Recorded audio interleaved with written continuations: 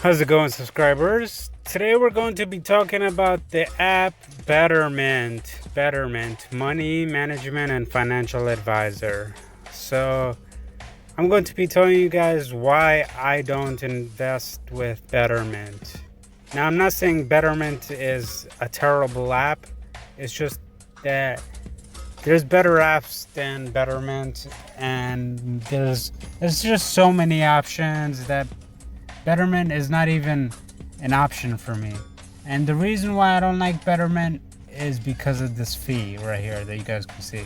It says you get everything for one low transparent fee of 0.25%. Now that might not seem like nothing, right? 0.25%, right? But this is in addition to the ETFs that Betterment buys. So ETFs are essentially multiple stocks in one, and it's managed by professionals. So when you're invested in the ETF, you have to pay an expense that's part of the stock's price, essentially, or the ETF's price. And you have to pay a certain amount goes toward the price. So like, it's called the expense ratio. And ETFs, they generally have about similar to like what Betterment has, like 0.25%. I mean, ETFs have all sorts of different percentages, but generally it's about 0.25%. And so now now you're getting the expense.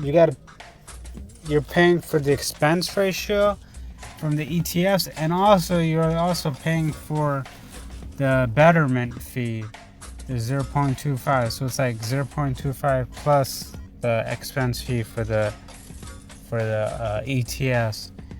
And the reason why this is bad is because you could just buy ETFs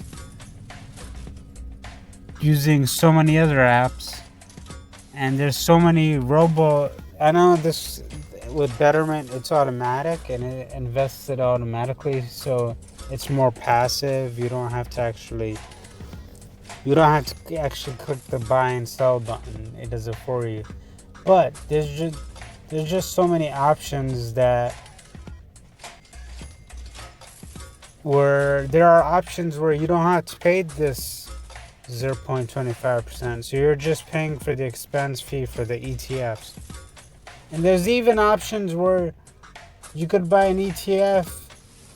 You can be automatically invested in ETFs and pay no expense fees at all. Not this 0.25%, and none for the ETF too, because there are certain ETFs that don't have.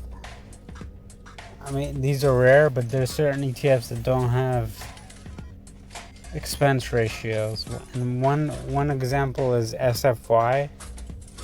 So if you guys are looking for an ETF that doesn't have expense fees, look at SFY, and you can just buy it with Robinhood or Webull or some other company or some other app. So make sure you guys do download those apps using my referral link in the description, so you guys get your free money. But back to Betterment. So let's say you think 0.25% is not a big deal, right? Over time, that 0.25% could be massive amounts of money. So let's just say 0.25% of 100, right? What is that? That's 25 cents, right? Now, 25 cents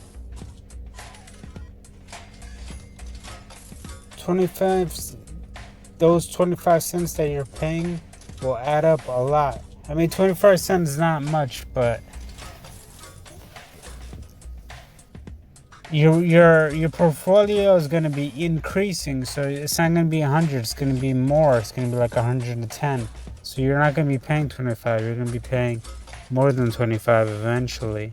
And then the next year you're going to have even more money, so you're going to be paying even more money in fees. So eventually the fees are going to get larger and larger. Maybe when you first start it's only like 25 cents, but by the time like you retire or something, you're gonna be paying them like hundreds and thousands of dollars.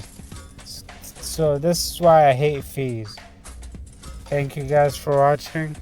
Make sure you guys smash that subscribe button, hit that like button, and I'll see you guys next time.